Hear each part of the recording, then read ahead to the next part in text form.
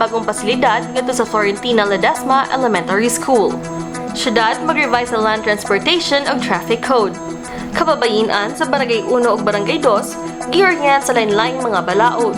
UDAY form sa Barangay QUEZON, usa naka-certified learning site for agriculture. Benepisyaryo sa JOBSTART, GI-PAUBOS sa Life Skills Training Program. Syudad sa San Carlos, naglunsad sa Social Services System para sa mga huyang nga sektor. UTP National Championship Elite 8 Playoff, GI-TAPOS. Syudad, gipasidungan ang mga mananaog sa 65th San Carlos Charter Day Badminton Invitational. Syudad, MIHANDOM sa ika-127 Philippine Independence. Syudad, MISAULOG sa National Child Development Workers Week. Solo parents, San Carlos City Chapter Officers, nanumpa.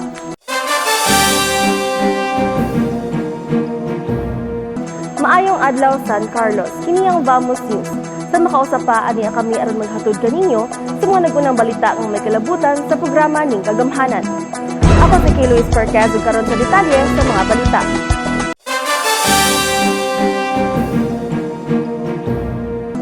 Ginugurahan sa lokal na kagamhanan sa San Carlos ug Department of Education ang bagong natukod nga mga comfort room sa Florentina Ledesma Elementary School niadtong Hunyo.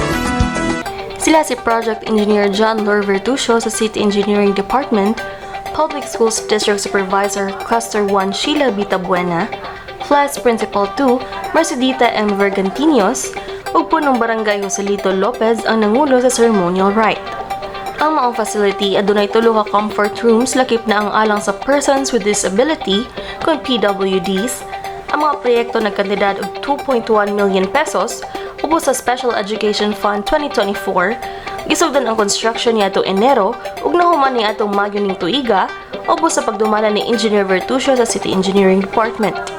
Si Vergantinios miingon nga ang pasilidad gidisenyo aron makahatag og luwas ug komportable nga palibot alang sa tanang estudyante ug kawani sa eskwelahan. Nagpasalamat siya sa mga opisyales sa Dakbayan ug sa Department of Education sa suporta sa ilang eskwelahan. The completion of our new comfort rooms funded by our local government unit. These facilities are designed to provide a safe and comfortable environment for all of us in Florentina Ledesma Elementary School. The topmost priority of our city and of our schools division office of San Carlos is the well-being and comfort of our learners and of course to our school personnel as well. Mitamong usab ato sa mga aktibidad sila si PSDS Victoria S. Diasi sa Cluster 5 ug Reverend Father Raymond B. Caniete, Parish Priest sa St. Jude Tadeus Parish ug maoy ni bendisyon sa maong pasilidad.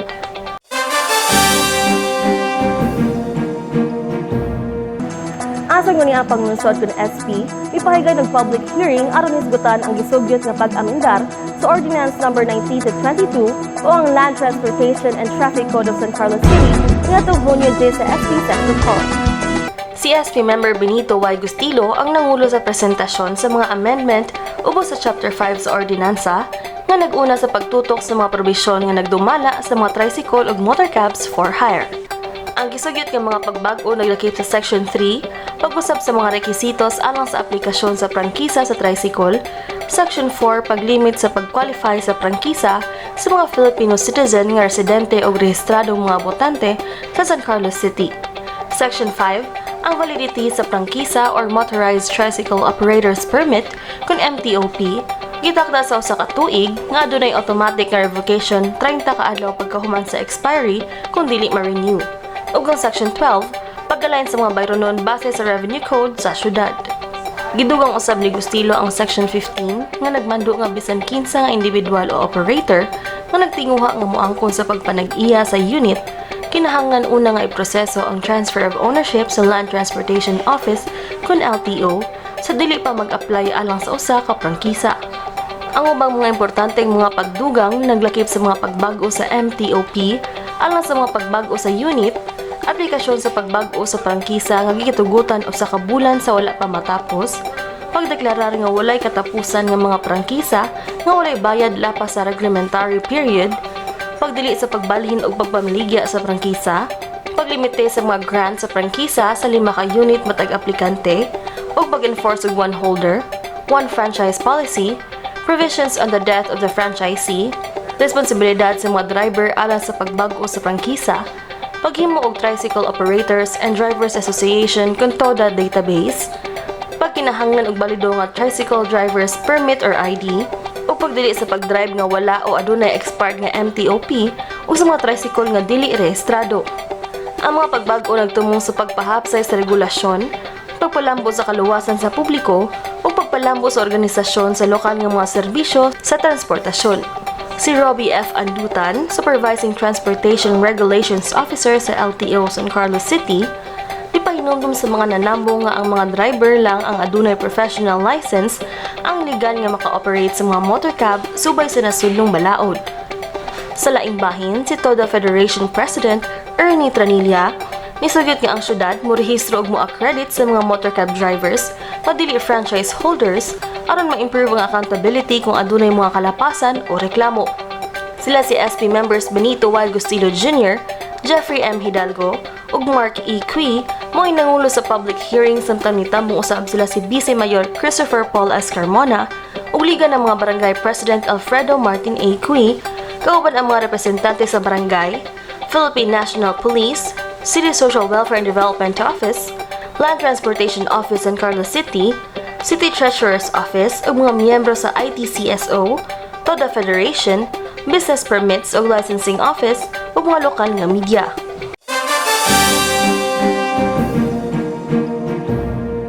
Dilo minus 50 ka mga kababayin-an sa Barangay 1 ug 35 ka mga kababayin ang residente sa Barangay 2 sa San Carlos City, ipahibalo sa nagkadaiyang mga balaod kabahin sa Women and Children nga Hunyo 10 ug 13.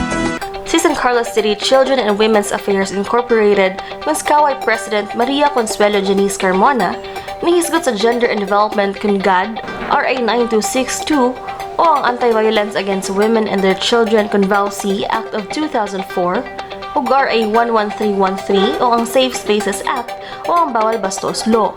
Si Barangay 2 Kagawad Chair on Women and Family Maria Magdalena Galvines, mingon nga ang orientasyon gitumong sa pagpalig-on sa kahibalo sa mga partisipante sa lain-laing mga balaod. Siya midugang nga importante alang sa usa ka babaye nga dunay kahibalo mahitungod sa iyang mga katungod. Para kahibalo sila sa balaod anang 1962. Importante kay ni para nila kay ang uban wa gihibalo sa balaod anay mga ginabasta sila ginakulata ila naman. Iyang usab ni Galvines ug Barangay 1 punong Barangay Joselito Lopez ang mga kababayin-an nga dili mahadlok sa pagtaho sa mga posibleng kaso sa VAUC. Nagpasalamat usab sila sa Skaway sa pag-orient sa mga kababayin-an nga naghimo kanila nga empowered women.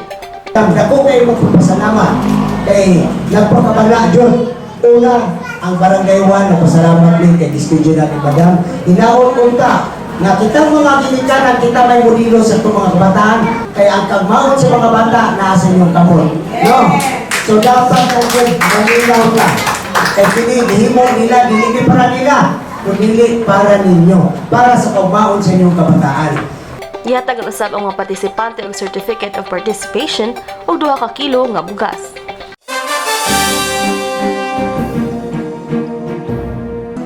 Ang Uday Farm nga nahimutang sa sitio Maglunod, Barangay Quezon o gidumala ni Reginald Marticio, gila isip learning site for agriculture kun LSA sa Department of Agriculture Agricultural Training Institute ng ATI Western Visayas nito Hunyo 11. Ang umahan nga nag-produce og high-value crops ug saging nga apil ang pagbuhi og kahayupan og manok, karon usa na ka malungtaron og diversified farming site.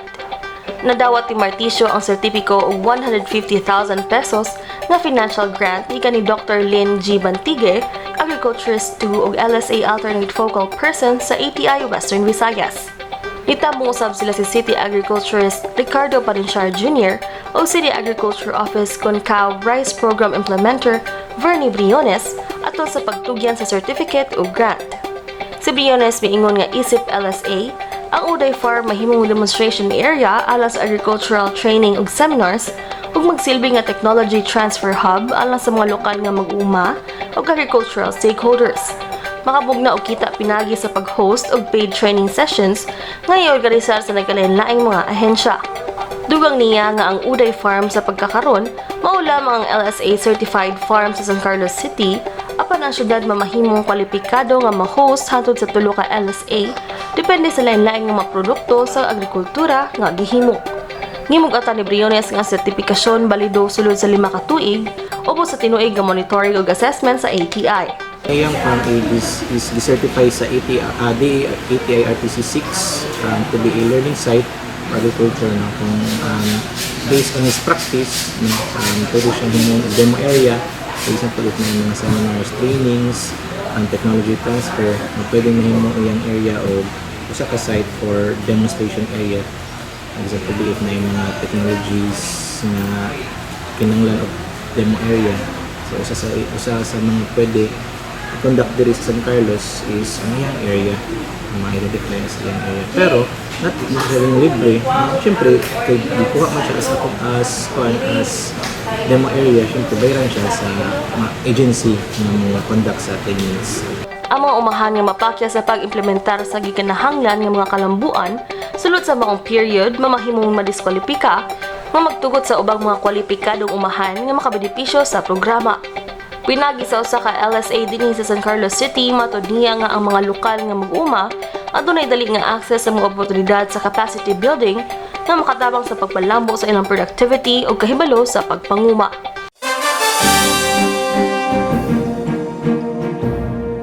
Dili mo minus 45 ka benepisyaryo sa JOBSTART Philippines program ang gipaubos sa pulo ka adlaw nga life skills training sugod ni atong Hunyo 9 dito sa PESO Training Center sa Barangay 3. Ang pagbansay-bansay nga milungtad hangtod sa Hunyo 20 gidisenyo aron paghatag sa mga batan-on nga mga individual sa mga mahinungdanon nga kahanas aron matabangan sila nga magbalambuson sa trabahuan.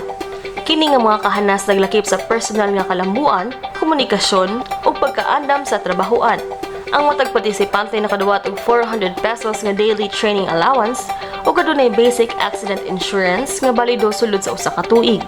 Sa ilang unang adlaw sa pagbansay-bansay, ang mga benepisyaryo na malanong sa ilang personal nga mga tumong ug mga pangandoy pinaagi sa pagsulat sa mga saad sa ilang kaugalingon o paglatid sa ilang mga plano sa karera. Kini nga ehersisyo makatabang kanila sa pagtukod ug nakapokus nga paghunahuna ug pag-andam kanila alang sa maabot ng mga oportunidad sa pagpanarbaho. Ang mga kawani sa City Public Employment Service Office kung si PESO nga sila si Neil Enrico B. Espinosa ug Charlene Tibor Oliveros mo ining facilitate sa maong programa. Ang participants na to, sir, expected na i-train sila for soft skills, soft core skills sa ilang self, then makapangita silang technical skills after sa life skills, then makatrabaho sila after sa training. Explain na mo, unsa ang ilang mga personal goals, ang ilang mga promises silang kaugalingon nga para maka-help nila moving forward para sa ilang trabaho.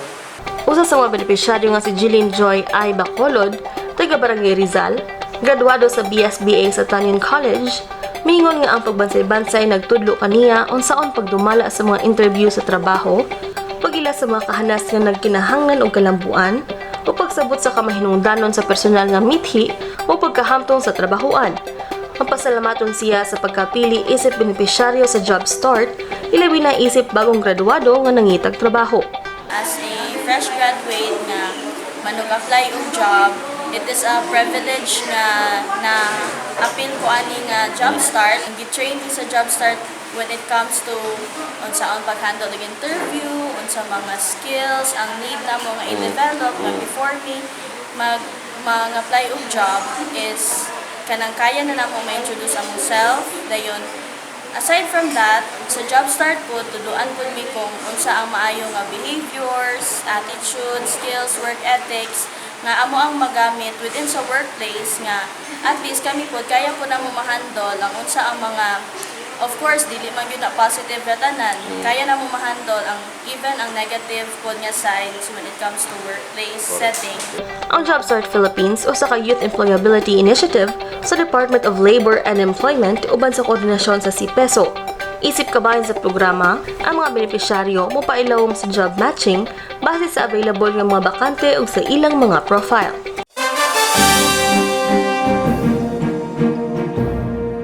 Ang sangguniang panglungsod ni pahigay nag-public hearing kabayan sa Social Services System kon SOCSERV Ordinance ngadtong Hunyo 10 dito sa SP Session Hall.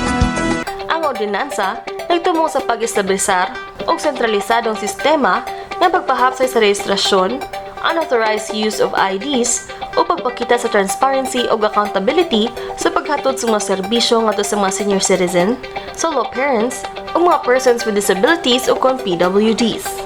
Ang Information Systems Analyst 2 Felix Michael Oberes sa Information Technology and Computer Services Office kun ITCSO mo ining briefing kabayan sa SOCSERV ID. Gidugang niya nga ang bagong sistema nga mamahimong mandatory sugod sa sunod tuig sa 2026. Dugang pa ni Oberes nga ang syudad mag-issue og SOCSERV IDs nga dunay integrated security features sama sa QR codes nga nalambigit sa Vamos Cares app ngadto sa mga kwalipikadong benepisyaryo. Ang mga current ID magpabilin nga valid o dawaton sa dili pa ang full implementation sa SOCSERV system. Ang atong Office of the Senior Citizens Affairs gagamit pa na sila ng manual na system. Requirement, of course, for senior citizens, as long as nakalabot siya og age 60, automatic, i-register na mo na sila.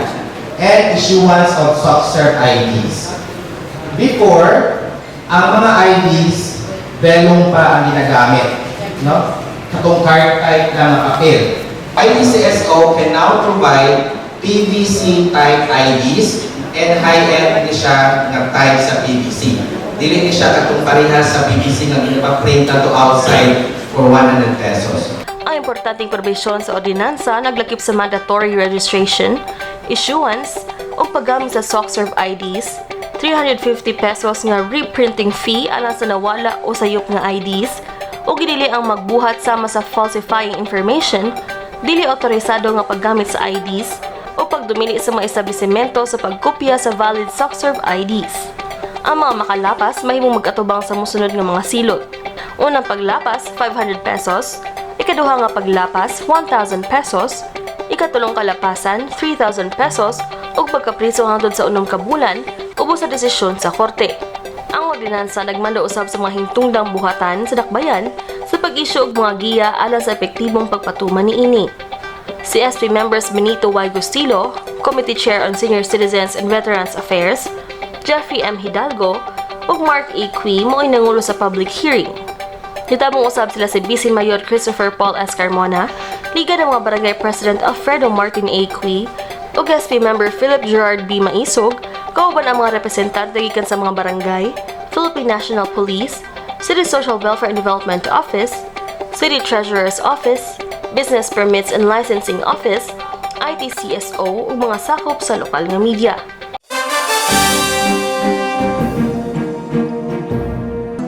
Ang 2025 Unified Tennis Philippines National Championship Elite 8 Playoffs gitapos niya itong Hunyo 15 sa SEC Multipurpose Hall Park Marina pinagi sa awarding ceremony. Ang maong kalihukan nagtigang og 72 ka mga magdudua gikan sa Luzon, Visayas ug Mindanao nga dunay mga kategorya nga naglakip sa 10 unisex, under 12, under 14, under 16 ug under 18 boys o girls. Ang UTP Elite 8 Playoffs gitumong sa pag-ila sa mga magdudua nga makanunayon nga nagpasundayag sa top 4 sa ilang rehiyon human sa 12 ka bulan nga kompetisyon ug paghatag kanila og kahigayunan nga makaapil og makigkompetensya sa internasyonal nga torneo sa Southeast Asia. Nangulo sa awarding ceremony si Negros Occidental 1st District Congressman Julio Ledesma IV, Vice Mayor Christopher Paul S. Carmona, ug UTP General Manager Jackie Toma Cruz. Ang mga mananaog sa musunod nga mga kategorya naglakip nila ni 10 unisex, Champion Everett Enzoniere, Finalist Alethea Comia, Under 12 Boys, Champion Sherwin Braille Gomos, Finalist Everett Pete Niere, Under 14 Boys, Champion Claudwin Steven Tonakaw, Finalist Everett Hill Niere, U16 Boys, Champion Matthew Morris, Finalist Josh Benedict Lim, Under 18 Boys, Champion Ariel Cabaral, Finalist Juvels Velos, Under 12 Girls, Champion Etha Nadine Seno, finalist Shanner Gabaldon. Under 14 girls, champion Kathleen Bugna, finalist Michelin Cruspero. Under 16 girls, champion Kalila Kate Imalay, finalist Kadi Jane Dagoon. Under 18 girls, champion AJ Acabo, finalist Shelo May Gonzal. Si San Carlos City Tennis Association Sports Coordinator o Executive Secretary to the Office of the City Vice Mayor Christoph Carmona, midayeg sa mga magduduwa ug nagpasalamat kanila sa maayong performance. Siya usab miingon nga ang kalihukan nagsilbi nga usa ka mahinungdanon nga milestone alang sa San Carlos City ug usa ka tinubdan sa garbo alang sa tibok Philippine tennis community. Iyang gi-attribute ang kalampusan sa maong kalihukan sa makanunayong suporta ug advokasya alang sa sports development sa leaders sa local government unit kung LGU San Carlos City, ang gipanguluhan ni City Mayor Renato Y. Gustilo, Cebuana Luwilier ug UTP. It's not just a highlight for San Carlos City. It is a source of pride for the entire Philippine tennis community, grassroots tennis community across the Philippines. Can you believe this is now the third year we are hosting the Elite 8 playoffs right here in San Carlos City, and it just keeps getting better and better, more intense, more exciting, and even more inspiring. Sulit na sulit ang effort ng Cebuana Luwilier, sulit na sulit ang effort ng San Carlos City. Mato dito Cruz, nagipilit nila ang San Carlos City isip venue sa maong kalihukan tungod sa maayong nga pasilidad niini ug mga opisyal sa dakbayan. Ipasalamatan usab niya ang tanan nga nagpaluyo sa malampuson nga kalihukan. We're here again this week in San Carlos for the Elite 8 playoffs. The Elite 8 playoffs is actually the biggest tournament of Unified Tennis Philippines and Cebuana Luwilier Tennis Tour. It's the culminating period of all Cebuana Luwilier tournaments over a period of 12 months. And this week in San Carlos, there are a total of 72 players nationwide who will be here to play in the Elite 8 playoffs. We love doing the tournament here because of the facilities. Only San Carlos has tennis courts with a built-in dorm facility, and for a tennis tournament, that's very important. And aside from the facility, the officials of San Carlos, led by Mayor Gustilo, Vice Mayor Criston Carmona, Congressman Gerardo Valmayor, they are all very passionate about sports, not only for tennis, but for other sports as well. And that is very rare among LGU officials. So the amount of support that we get in San Carlos is just fantastic. That's why we always do the Elite 8 playoffs here in San Carlos. Now, what is it for the players? So the incentive for the players, the finalists and champions of each age group will earn an incentive trip in an international tournament, and that will happen in November this year. Ang mga sakop sa sangguniang paglungsod nga sila si Benito Gustilo Jr. ug Mark Wee mitamo sa maong kalihukan. Sa laing bahin, ipahigayon sab ang UTP ug Fellowship Night niadtong Hunyo 10 nga nagtapok sa mga players, parents ug coaches sa wala pagisugdan ang maong dula.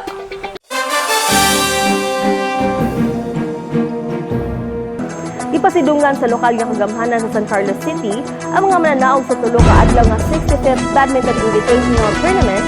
Gipanguluhan ni San Carlos City Sports Office Badminton Coordinator Ian Diasis ang paghatag og badminton racket grip belts, badminton strings, medals ug cash prizes ato sa mananaog sa nagkalain-laing kategorya, kinsa medayeg sa sportsmanship ug dedikasyon sa mga partisipante sa torneo. Ang mga mananaog sa tournament nagyapilan sa sobra 200 ka mga atleta mao ang mga musunod. Under 18 girls doubles, champion Easy Esperanza ug Keen Isabel Sandag sa San Carlos City. U18 boys doubles, champion Hendrik Sean Constantino ug Jonathan Tubo sa UP Cebu. Under 18 girls singles, champion Keen Isabel Sandag sa San Carlos City. Under 18 boys singles, ang champion si Brett Wayan Delubio sa Canlaon City Elite Smashers. Under 16 girls doubles, champion Easy Esperanza ug Amber Racho sa San Carlos City. Under 16 boys doubles, champion Mark Ryan Abdon ug Dexter Sandoval Jr. sa San Carlos City. Under 16 girls singles, Champion Ambaracho sa San Carlos City. Under 16 boys singles, champion Dexter Sandoval Jr. sa San Carlos City. Under 14 girls doubles, champion Samantha Rojas ug Shine Natibos sa WB Smashers. Under 14 boys doubles, ang champion David Garbo ug Sean Phoenix sa UP Cebu. Under 14 girls singles, champion Ambaracho sa San Carlos City. Under 14 boys singles, champion Gabriel Omblero sa UP Cebu. Under 12 girls doubles, champion Amari Celestine Archival ug Leal Comiso sa Talamban Elementary School Smashers. Under 12 boys doubles, champion Von Dominic Balderas ug Bryden Liam Vencer sa Barotac Viejo Civet Shuttlers Badminton Team. Under 12 girls singles, champion Amari Celestine Archival sa Talamban Elementary School Smashers. Under 12 boys singles, champion Jaren Johnson Canoy sa Canlaon City Elite Smashers. Under 10 any gender doubles, champion si Jaren Johnson Canoy ug Juliana Maraginot sa Canlaon City Elite Smashers ug Team FSG Arrows. Mixed doubles ang champion Rainier de Limoos ug Angel Chavosco sa NOHS, USBC and TCS. Women's doubles, champion Marifel Bermejo ug April Dayan Bibiano sa Team FSG Arrows. Men's doubles, champion Rainier de Limoos ug AJ Jurada sa NOHS ug USBC.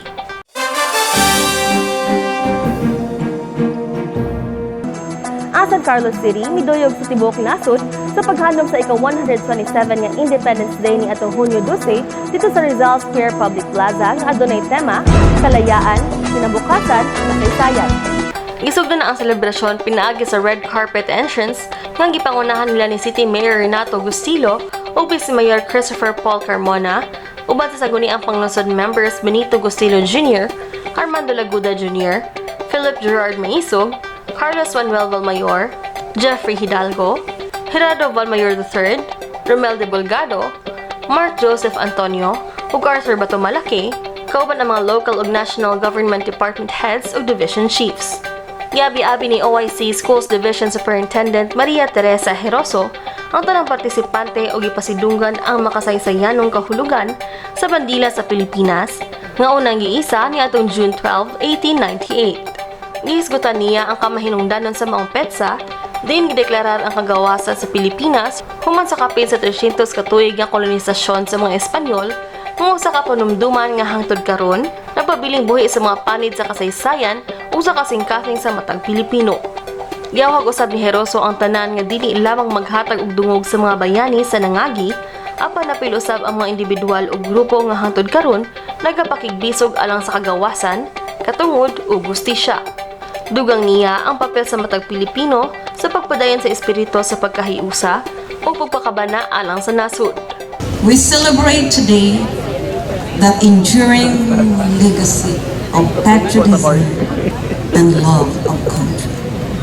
Serves also as our inspiration in continuing our quest for national development, to build a stronger republic, to build a stronger community, a stronger city, a stronger province, and eventually a stronger nation.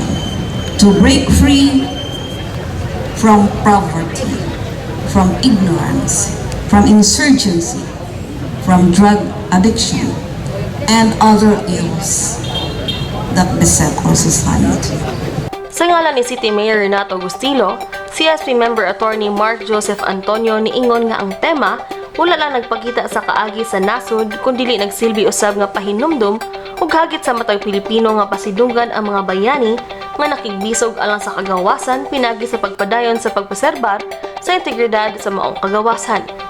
Gila usab niya ang karon nga mga bayani nga nag-ingon nga ang kasaysayan wala matapos sa nangagi apan nagpadayon isip usa ka kabilin nga kinahanglan huptan sa mga Pilipino pinaagi sa pagsunod sa mga mithi nga ilang gibarugan. The theme itself is very apt for this occasion, but furthermore, it should be an ominous sign and a challenge for each and every one of us.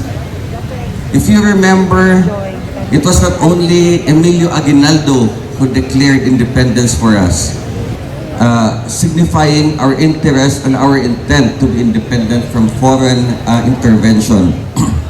However, if you look at our scenario right now, they fought for our independence. That is what we are enjoying at present. Okay? What we need to do right now is to continue and preserve the integrity of that independence. We have been given through our Constitution several rights. Sa laing bahin, usa ka intermission number ang gihimo sa 2019 and 2024 Kuwait Voice Olympics Grand Champion nga si Jose Roy Laguda, kinsa miawit sa isang dugo, isang lahi, isang musika, samtang ang mga magtutudlo sa District 5 may presentar og cultural dance nga nag-title Filipino Laging Malaya. May tamong usab sa maong kalihukan ang mga sakop sa Department of Education ug DepEd, Department of the Interior and Local Government, Philippine National Police ug PNP, Bureau of Fire Protection ug BFP, Bureau of Jail Management and Penology ug BJMP, Philippine Coast Guard ug PCG, the War Veterans of San Carlos, Boys and Girl Scouts of the Philippines, mga opisyalis sa barangay ug ubang mga sakop sa DepEd.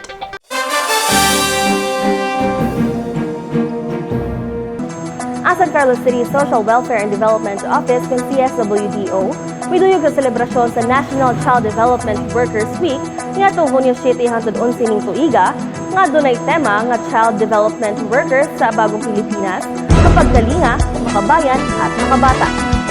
Dili umino sa 65 ka child development workers sa 18 ka barangay sa Dakbayan ang nagtakop sa Liga Conference Room Park Marina ni atong Hunyo Gis nga miduyog sa oryentasyon sa nagkadaiyang mga balaod o mga ordinansa sa kabataan sa Dakbayan. Lakip sa gituki mao ang RA 10630 o ang Juvenile Justice and Welfare Act of 2006 ni SWO 2 Fin Libre, RA 9262 o ang Anti-Violence Against Women and Their Children Act ug RA 11030 o ang Anti-Online Sexual Abuse or Exploitation of Children ug Anti-Child Abuse, Laverne Rigor, ug RA 7610, the Special Protection of Children Against Abuse, Exploitation, and Discrimination Law ni SWO 3 Odessa Rigor. Si Social Welfare Officer Aide Dorcas Deogracias, niingon nga ang kalihukan dili lang usa ka selebrasyon kundi mahinungdanong lakang nga kinahanglang iagi sa matag child development workers. Gipaambit usab niya nga una nila kini nga higayon nga moorganisar og maong kalihukan nga gitumong aron matabangan ang mga partisipante nga mas masabtan ang lain-laing mga balaod o kung giunsa kini pagpatuman sa syudad. Dugang pa niya nga gawa sa pag-angkon og bagong kahibalo, ang mga partisipante ay makadawat usa og mga sertipiko nga mahimong magamit sa ilang umaabot ng mga kredensyal. Nagpasalamat siya sa tanang nanambong sa ilang partisipasyon ug sa lukag nga kagamhanan sa padayon nga suporta. Nalipay si CSWDO Officer in Charge, Edena Dagundon, nga nakakita sa tanang child development workers nga nagtapok alang sa maong kalihukan. Dugang pa niya nga inisyatiba, usa ka maayong oportunidad alang kanila nga makakuha og makatabang nga may kaalam nga makasuporta kanila sa ilang adlaw-adlaw nga trabaho isip mga daycare workers. Giyahag usab niya ang mga partisipante nga magpadayon sa pagkat-on na nag-ingon nga ang padayon nga pagbansay adunay mahinungdanon nga papel sa paghatag og mas maayo nga pag-atiman ug suporta sa mga bata sa komunidad. Ako ganinyo mga child development workers na sa ulog sa inyong adlaw, no? Tawagay talikuron pero wakan mo orientation, no? So, hindi lang kaya na siya na mga balaod na inyong makarong madungog, no? Makabuha ang mga o mga ilapon kung saan natin ang ay mga sitwasyon. Sa laing bahin, ang grupo ni biyahe usab sa Cadiz City pagkaugmang adlaw, Hunyo 11, ug nipahigayon og benchmarking activity alang sa katapusang adlaw sa kalihukan.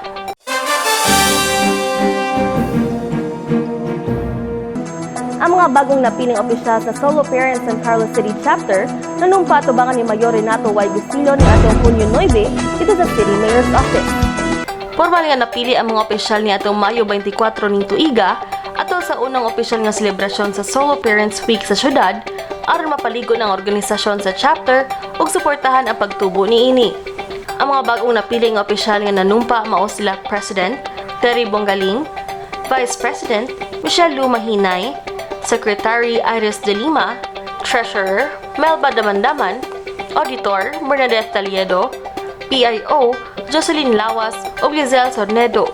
Ang grupo nga nagsugod sa miaging tuig nga adunay 20 lang ka mga miyembro, mitubong ato sa 116 karong tuiga, nagtumong kini sa pag-uswag sa mga solo parents aron maghiusa, pag-overcome sa isolation o pag-rebuild sa ilang confidence pinagi sa shared experiences. Nagtinguha usab kini sa paghimog usa ka supportive nga environment di na mga miyembro mulambo sa emosyonal nga paagi, maka-access sa bag-ong mga oportunidad ug aktibong makatampo sa ilang mga komunidad. Matod di Bonggaling, pinagi sa suporta sa lokal nga kagamhanan, padayon ang pagtubo sa ilang grupo ug sa mga kalihukan nga nagpaligon sa koneksyon ug panaghiusa sa mga sakop niini. Gipasalamatan niya si San Carlos City Mayor Renato Y. Gustilo ug mga private group sa ilang suporta ug naglaom nga magpadayon kini aron masuportahan ang umaabot nga mga inisyatibo sa grupo. Dugang pa ni Bonggaling, nga kadtong gustong mo-appeal sa grupo, mahimong mobisita sa CSWDO ug pangitaon si solo parent focal person Kimberly Panuelo aron makapangutana sa mga rekisitos. Actually, it started last year, and then karon nagiging na form and with all the officers kay last year we were just like 20 lang guro naman. And then at that time in 4 months medyo kaya nga mo ang pag-organize. So last May 24th, it was our first solo parent celebration.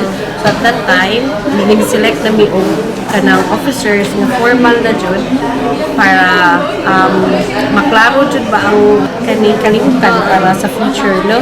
So for that matter, kanang since this year siya mag-establish every year, mag-celebrate mi sa among solo parents, National Solo Parents Day celebration every third Saturday of April. Diba, with the help of the local government, we have received subsidies. So, ang amuan natin, I hope in the future na tanan-tani na solo parents na member, active members will kanang at least makadawat tanan.